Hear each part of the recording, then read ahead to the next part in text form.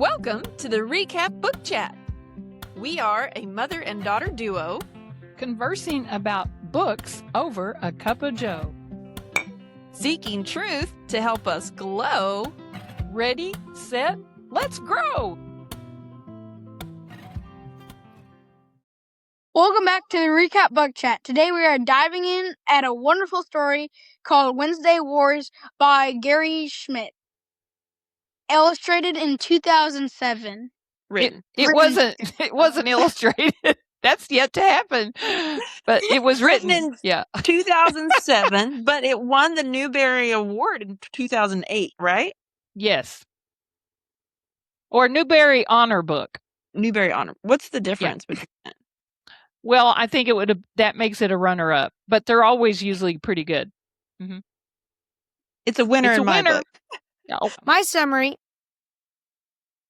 is Holling Hoodhood wanted a perfectly normal school year, but he got stuck with Miss Baker, so he ended up doing chores and reading Shakespeare for every Wednesday of the year.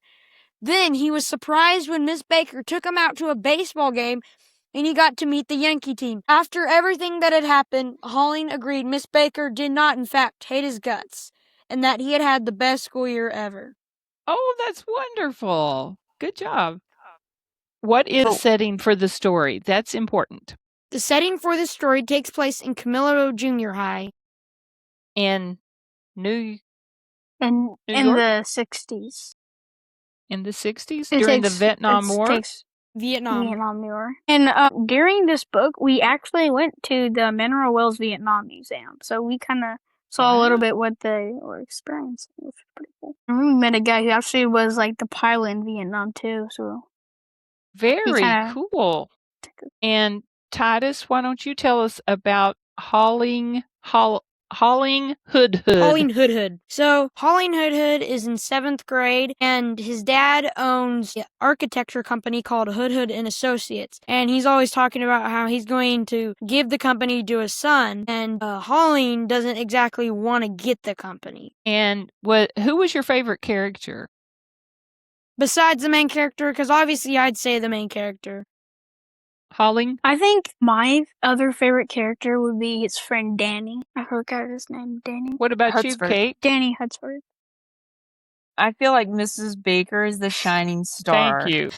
I mean, Holling he's a cool character, and the book follows him. It's what do you call that? The coming of age?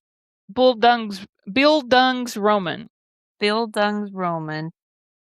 But Mrs. Baker, it just pours into him. And the funny thing is, he doesn't realize it at first. And he thinks she is out to get him. He thinks she just gives him all this hard stuff because she doesn't like him. But she comes through in so many ways. And thank you for recommending it. This has been one of my favorites.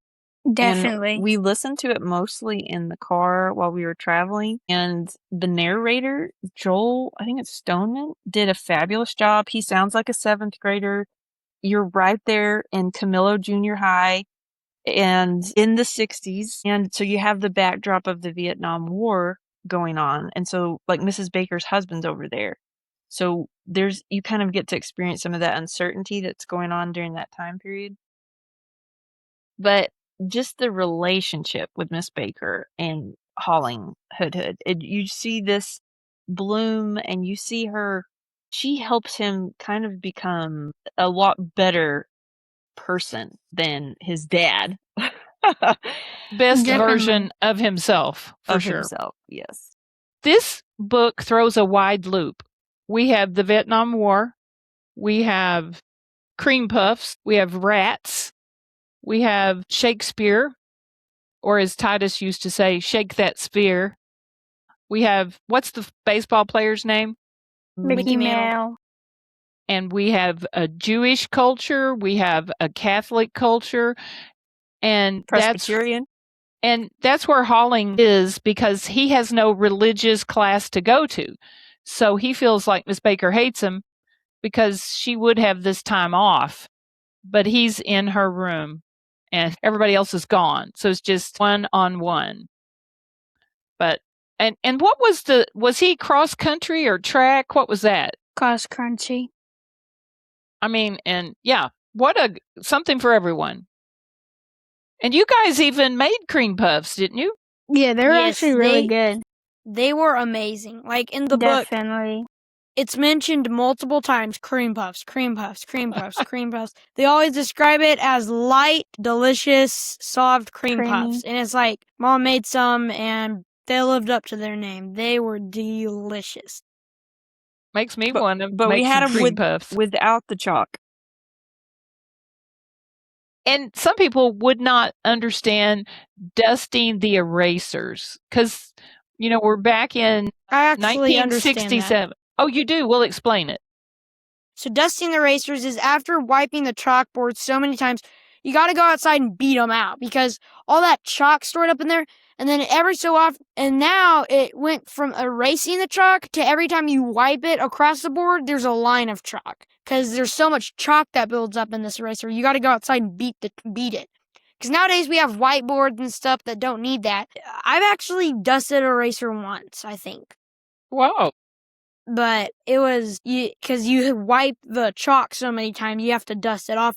And really, it does get in your lungs. Like, because it's like a cloud of white dust all around you. And it's like. Well, and the reason that Holling had that job of doing that for Mrs. Baker was because on Wednesdays, that's why it's called the Wednesday War, everyone in the class would leave for the afternoon.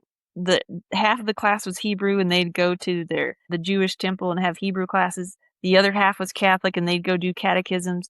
So he was the only Presbyterian that had to stay.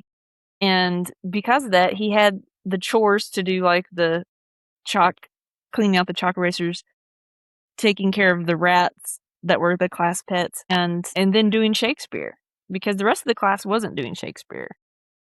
I don't think she knew what to do with him at first because she probably wasn't expecting her time one-on-one with Holling. But Shakespeare built quite the bond. I mean, it inspired me to read Shakespeare because he was reading it and quoting it. How about you boys? You think you want to read Shakespeare? We read some. Wow. We're reading The Tempest. Yeah. Yeah, that's the one that Holling liked. That was his first one. So I wanted the boys to kind of experience that. So we started slow, but yeah, Miss Baker really teaches Holling how to look at humanity the way that Shakespeare kind of looks at it. I have a quote from Miss Baker. Learn everything you can, Holling, and use it. That's a good quote. And here's one from Holling. I was amazed that Mrs. Baker was letting me read this. It's got to be censored all over the place.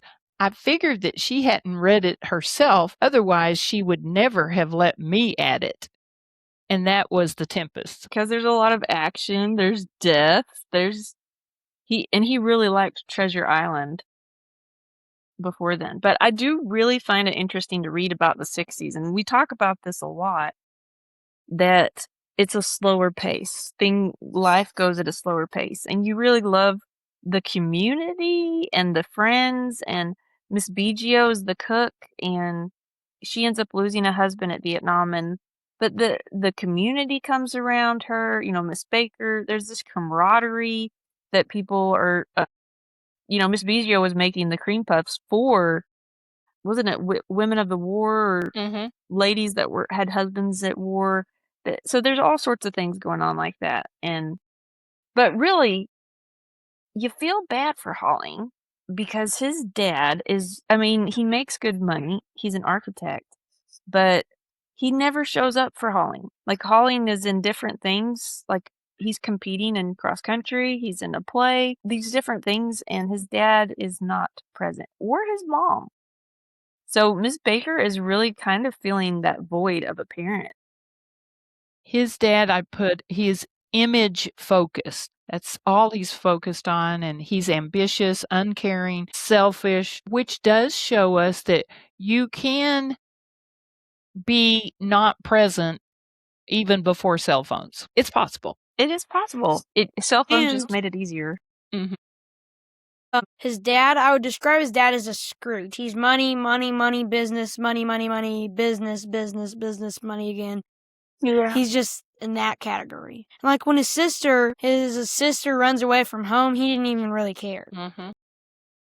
And she was kind of a flower child, and that made him look bad as the businessman.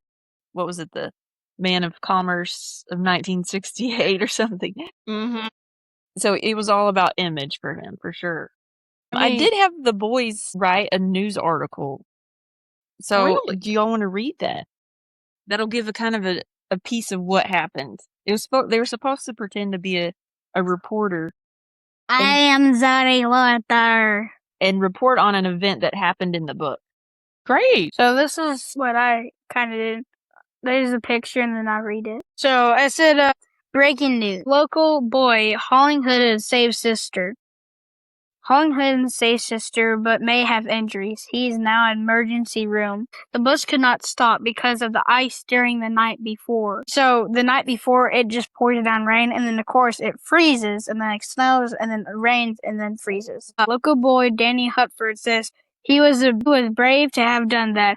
A cop on patrol says it was the most bravest thing I've ever seen a kid do. And then Holling Hoodhood's sister said he was so brave. So that part, it's like I interviewed them, but it's like that wasn't in the book. This is like everything else was except for that part. But the rescue of his sister. Yeah, like the rescue. But yeah. So yeah. Titus, good job. Holiday extravaganza. Holling Hoodhood as Ariel the Fairy from The Tempest is the lead star in the play. After the play, over 200 people had showed up to watch. It was amazing, a local teacher says.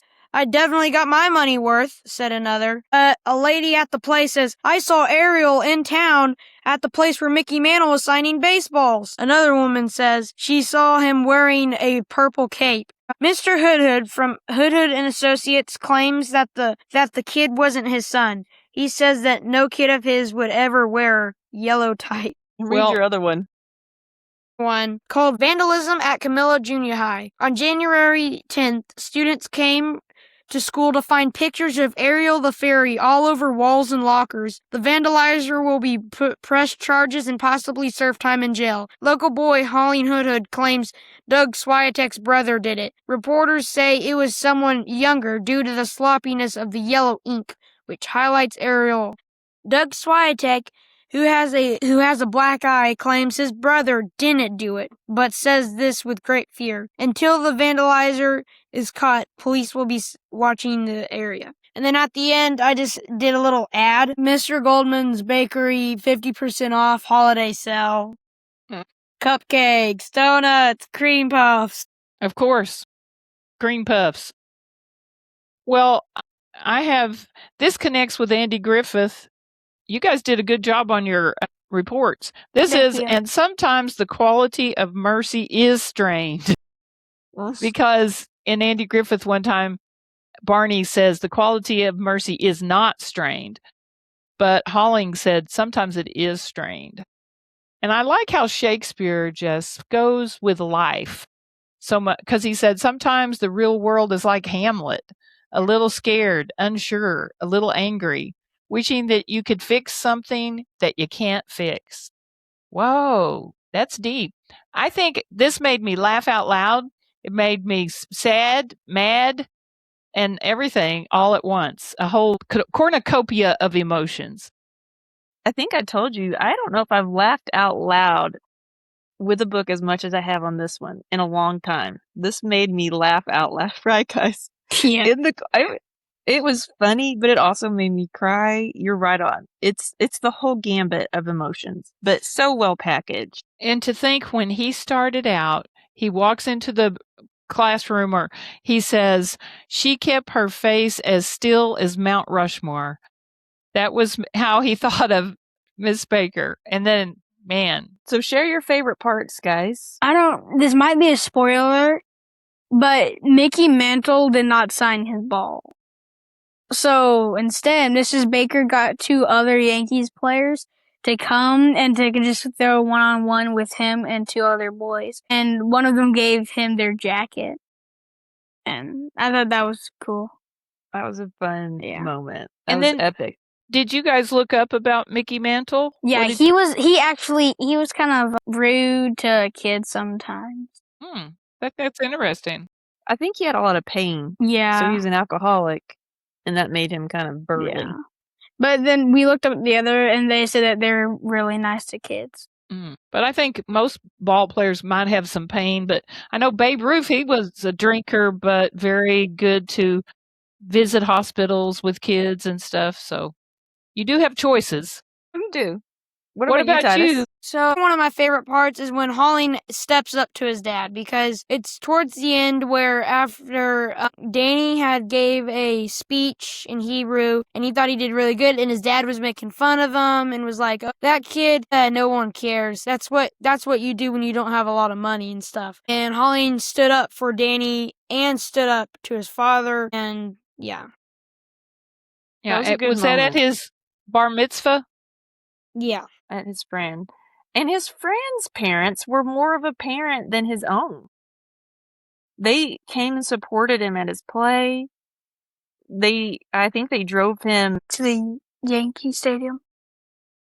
No, they didn't. Because his dad was supposed to drive him. I would say that's my favorite part. He has these amazing tickets that these Yankee baseball players gave him. All the dads are supposed to take. There's 3 boys that got these, and the dad's supposed to show up. He never does, but Miss Baker does, and she drives him. But the fact that she knew how much it meant to him and made sure it happened. And there's so many moments, like when the rats escape. There's a whole thing with the rats that her husband had given her when they were cute, and then they grow up and they're ugly, and so she doesn't want to get rid of them, but they're kind of a class pet, and they get out, and that causes a whole thing of problems. Ooh, yeah, that's like scary. The whole time you're wondering, where are the rats? Because when they escape. So what was the author's, or wait, Nana, what was your favorite part? Well, probably one of the funniest is when he was the fairy. I just kind of thought that was funny. It was humorous. And the reason he agreed to that was to cream puffs. Earn cream puffs. Man, Cream Puff City. So what was the author's purpose? I feel like there was a lot of themes, because there was a Vietnam refugee in the class. So we have war going on. We have loss going on. We have the parental, I don't know what you call it, the brokenness of the homes going on. Well, I think part of what I got was, even if something looks good on the outside, it may be a wreck inside. And he even shows that with Holling. Their house has problems, like a ceiling falls in. So I think it's and the Bible's about that. It's your heart. How's your heart?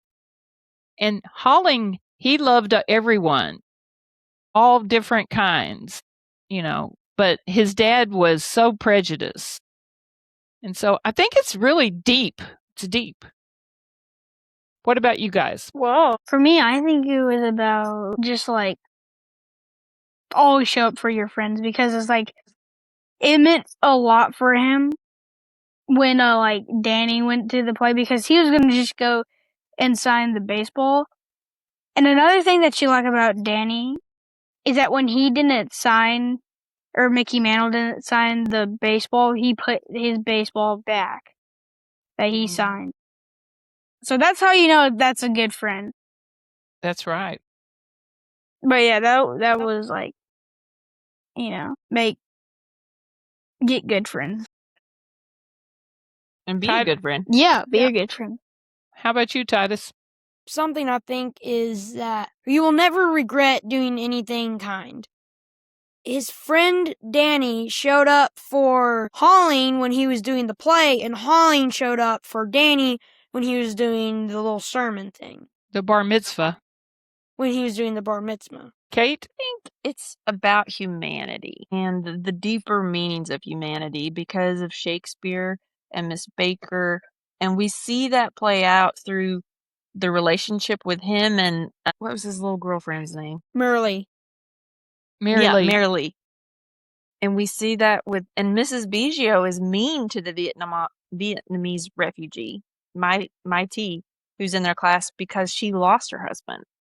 But they have this beautiful reconciliation at the end. And so you just see all these aspects of humanity. Mai T was a student. Yes. I remember Mrs. Biggio didn't give her a cream puff. Yeah. At one point. But the different aspects of it. And it shows the difference. Like another one that was so good was the bus driver. Minor character. Holling's in the play. And it ends barely in time to go see Mickey Mantle, who's signing at this emporium. He has to get across town. His parents didn't come. He doesn't have a ride. The locker room's locked. So he has to wear yellow tights. It's cold. This is December. The bus driver lets him in. He doesn't have any money. He takes him free of charge. And then he said, well, where's your baseball to get signed? And Holling didn't have that because he'd been back at the locker room. And the bus driver had one and gave it to him. I mean, that's just beautiful. That kind of connects with my one-word summary. Relationships. That's what I picked. Relationship. And what as about a bonus, the cafeteria lady, Mrs. Biggio, gave Holling tickets to a play because she said she didn't need and he needed, so it worked out. Romeo and Juliet for Valentine's Day. Woo, woo, woo. What's your one-word summary? I kind of said it. Humanity. My one-word summary was forgive. Forgive. Because even though that girl named IT or whatever, because like the cafeteria lady, she was like mean to her, but she forgave. Unexpecting. Because throughout this entire book, I thought something was going to happen, and it totally went off the opposite direction. I agree. A lot of curveballs. Especially the ones that Mickey Mantle was giving out. Yeah. Any other final thoughts on The Wednesday War by Gary Schmidt? If you haven't read it, get it and read it. You will. You guys recommend it? Yes. Treat yourself. I recommend it 100%. Whoa. And that is a wrap on the Recap Book Chat. Remember, let's connect to reflect. Catch you on the next one. Adios.